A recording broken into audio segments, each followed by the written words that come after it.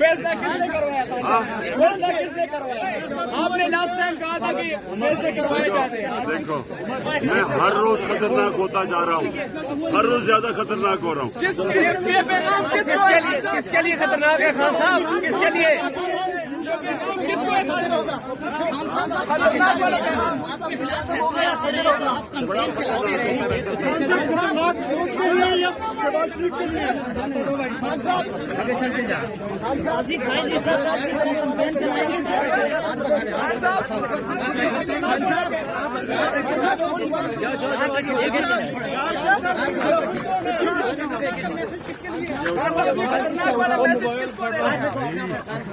खतरनाक वाला मैसेज आज सरगोदा के जलसा में मैं बताऊंगा सबको।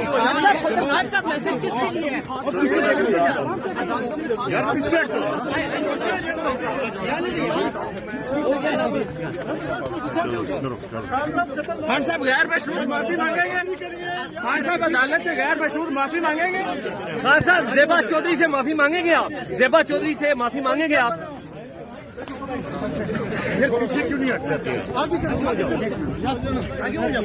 खान साहब ये फरमाएं कि आपकी अहलिया पर इल्जाम लगा कि उसने मलिक रियाज से हीरों का हार लिया उसने हीरों का हार? हाथ निकाले हाथ निकाले। महंगी चीज की बात नहीं, क्या वो झूठी थी? क्या वो ऑडियो झूठी थी? खान साहब क्या ऑडियो झूठी थी? खान साहब आपकी अहलिया पर इल्जाम लग रहे हैं, कुछ बताएंगे? क्या मसला है यार?